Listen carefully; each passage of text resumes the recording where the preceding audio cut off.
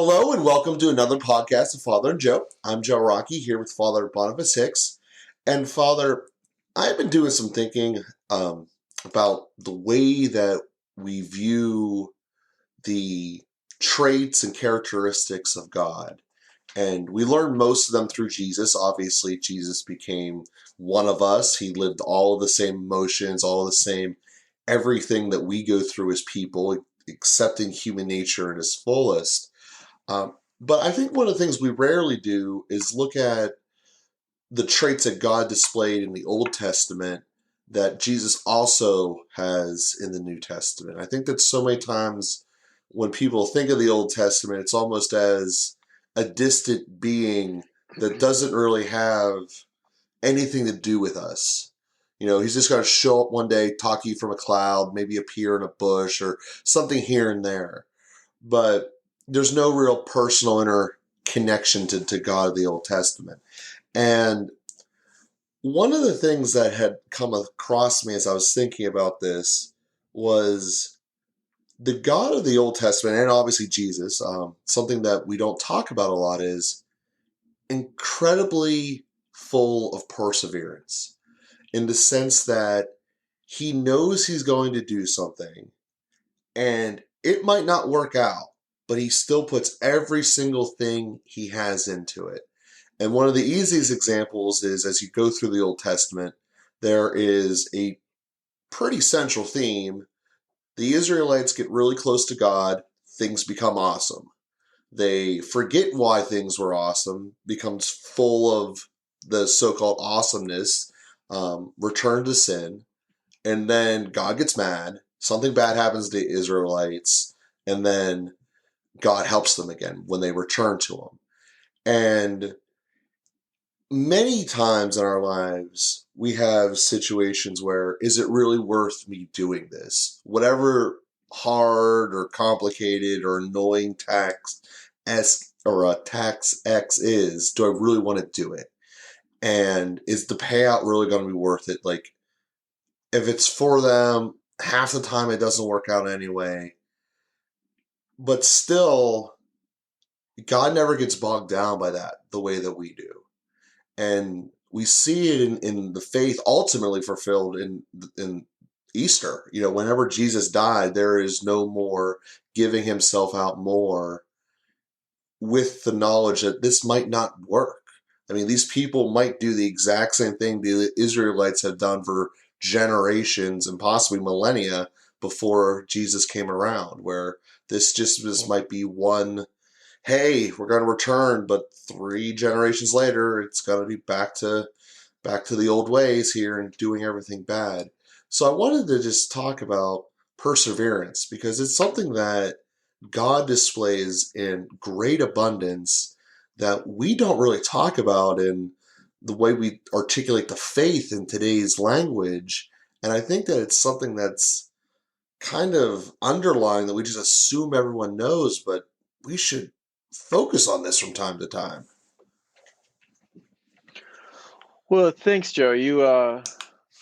It's nice to hear the ways that you express some of those different aspects, and I think that's probably very accessible to our listeners. The first connecting God as He is revealed to us in the Old Covenant, the covenants that He made with Adam and with Noah and with Abraham and with Israel. The God, as He has revealed Himself to us in the Old Covenant, God is fundamentally being. So He is the ground of all being. He's not just one big being among others. And so we always have to contextualize putting too many human qualities on Him, like perseverance in the sense of, well, of course he perseveres in the sense that He is being and He continues to be.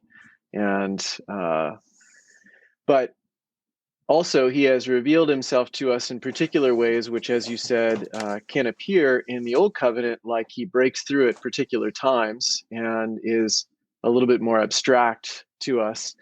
the emphasis, especially in the Old Covenant, is his absolute uh, moral requirements, that he is transcendent and that he is absolute. And so to establish who he is as God, and we need that. Otherwise, he just becomes another actor on the stage. He becomes like, President plus plus or Pope plus plus or something like that.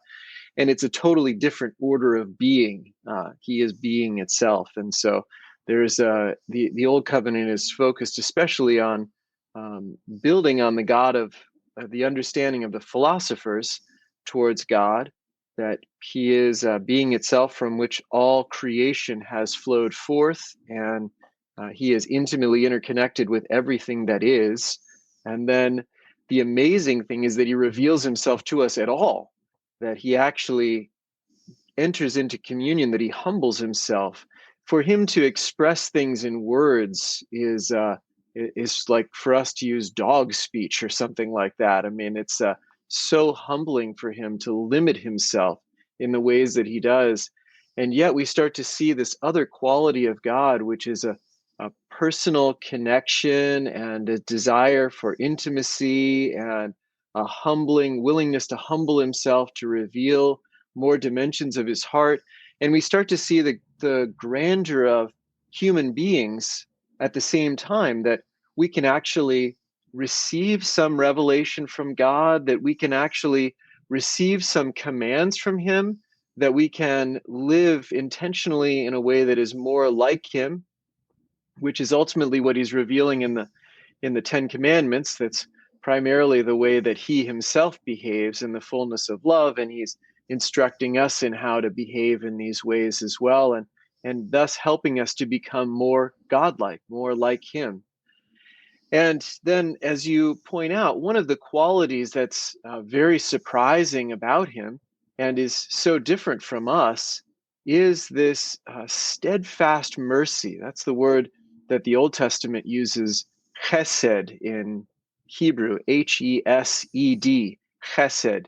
And his steadfast mercy, his steadfast love for us, uh, is a striking sign of who he is. Very surprising. He entered into covenant with us. We broke the covenant. He also should break. Well, he's not bound by the covenant, therefore he should give up on us and move on.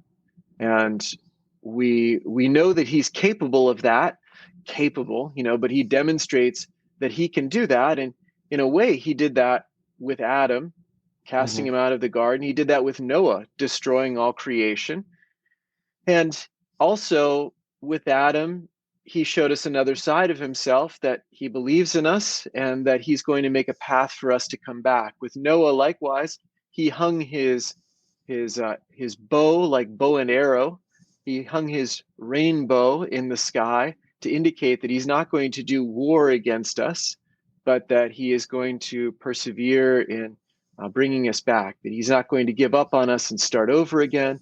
He's going to work with us. And so he's teaching us slowly who he is and how he loves, and is helping us. He's revealing those things to us in a way that help us to understand. So that chesed, that steadfast love, continues then in his revelation to uh, Moses, and the people have wandered but are still in slavery, and then taking them into the desert, liberating them from Pharaoh, and then their infidelity.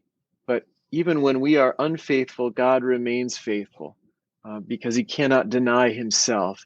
His commitment lasts even when our commitment is fragile and breaks. And so we really see that, and that quality of God, that chesed, is celebrated throughout the Old Testament. And that word steadfast mercy or steadfast love occurs over and over again. Psalm 136 speaks about his mercy endures forever. His mercy endures forever. It's the antiphon. Every other line for 50 lines in that psalm is his mercy endures forever. And that mercy of God, mercy which is expressed under two aspects in the Old Testament. One is that fidelity, steadfast love, that constancy, what you described as perseverance, Joe. The other aspect of it is rachamim, which is related to the word rechem, which means womb. And so there's also a tenderness to his mercy. Not only is he a rock and is absolutely faithful and fully committed to us, even when we are unfaithful and uncommitted to him, he remains faithful.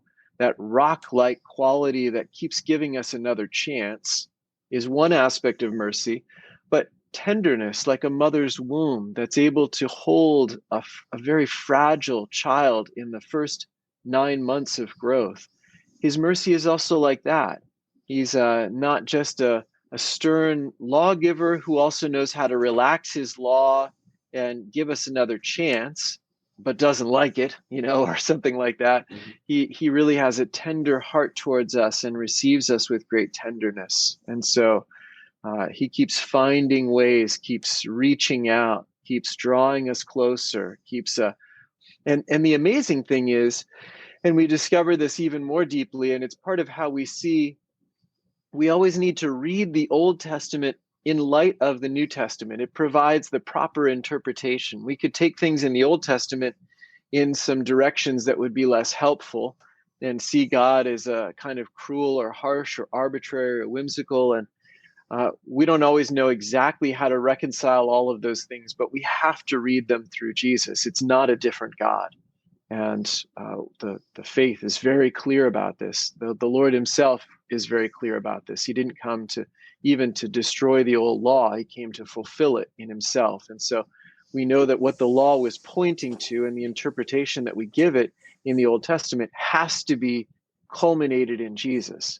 So we always read the Old Testament through the lens of the New Testament.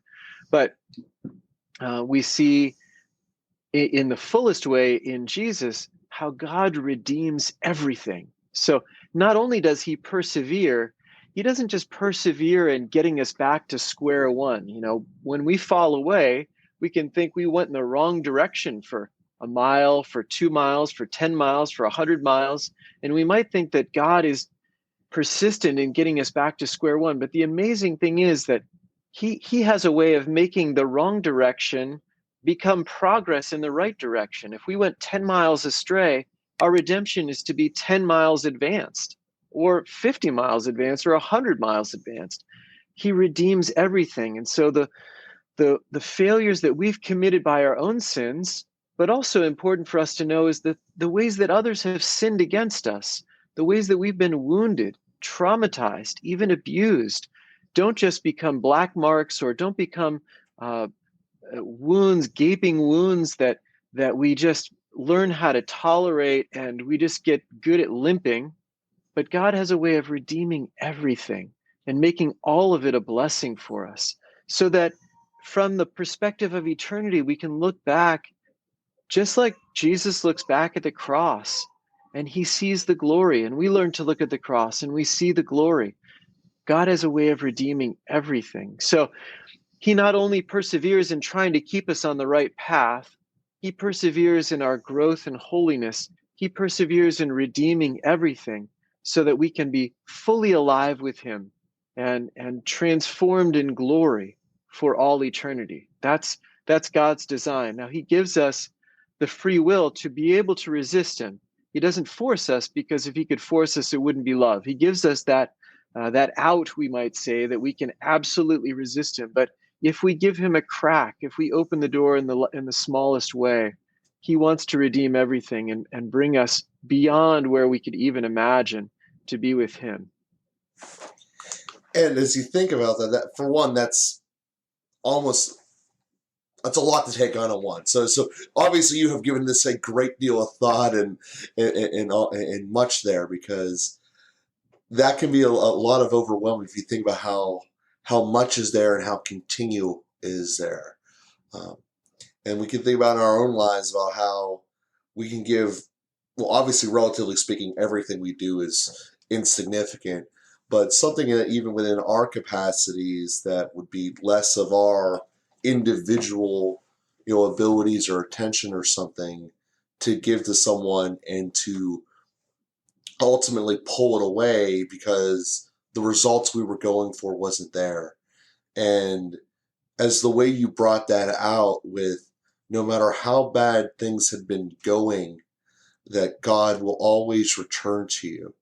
And even as we obviously spoke a lot in the Old Testament, even as Jesus is doing his ministry and knows what's going to happen to him, he effectively sees that for the group of the Pharisees and the heads of the Jewish political system at that time are not listening to him. They're not going to follow what he's saying. In fact, they're actually going actively the opposite direction to silence him.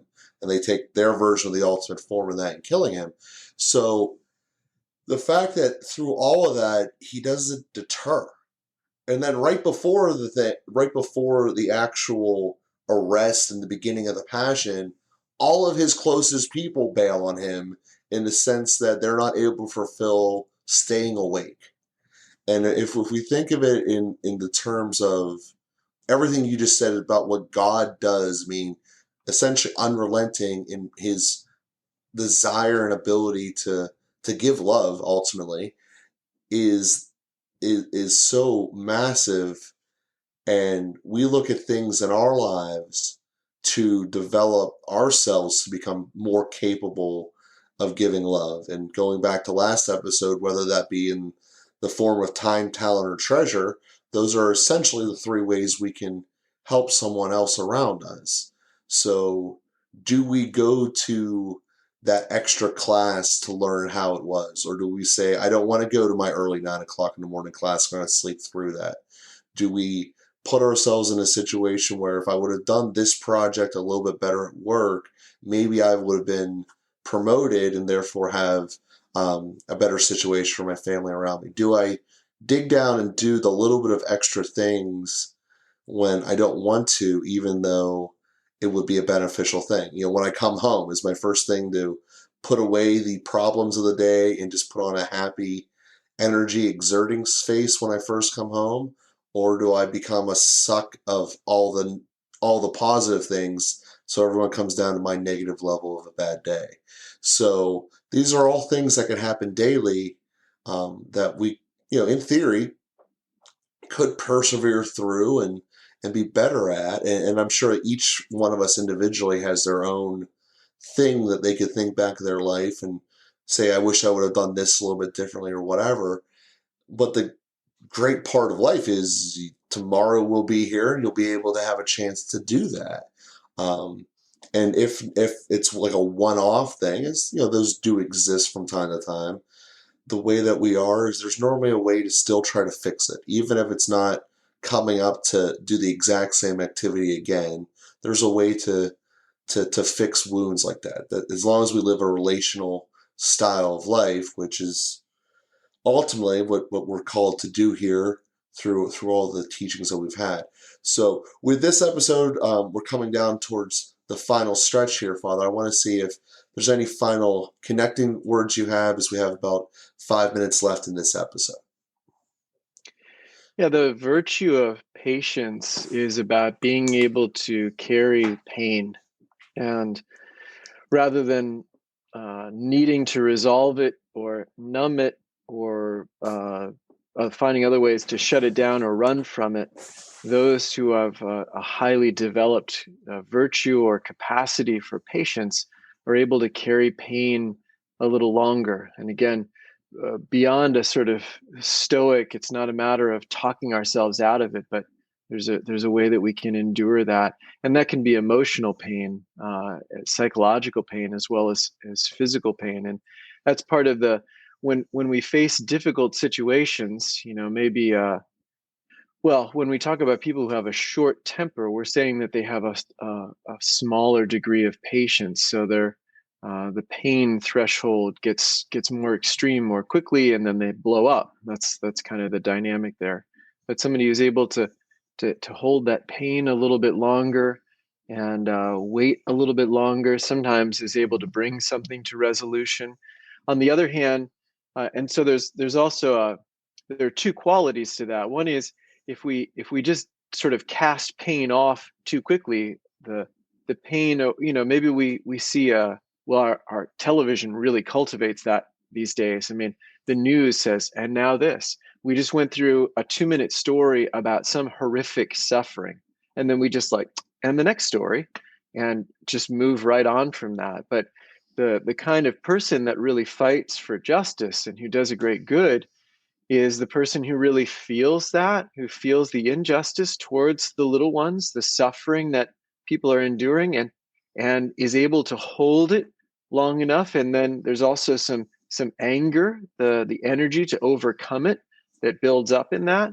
And somebody who's able to carry that a little bit longer rather than just sort of leaving behind, context switching, compartmentalizing, is really a remarkable person who is able to do a great good, who just never gets to the point of tolerating injustice and is able to fight for it. So just to point back to your first your opening, Joe, that these are God's qualities. God never stops hurting from the cry of his people. God never stops fighting for justice for his people, who are each of us. I mean, that's what Jesus has revealed, the universal call to salvation. And then we really see that lived out in a human way in Jesus. The fourth sorrowful mystery is coupled with the virtue of perseverance. And when Jesus carries his cross, he carries it to the end. He carries the pain and the anger, the determination to overcome it. He overcomes all injustice by making his way to the cross to the last breath. When God takes all of our suffering on himself, and he carries it to the end and conquers it and then brings forth new life from it, the resurrection.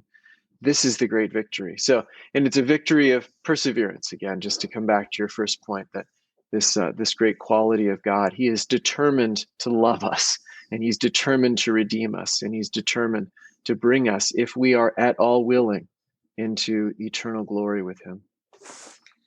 And what a beautiful way to end this episode here. We will be with everyone again here next week, and we thank you very much.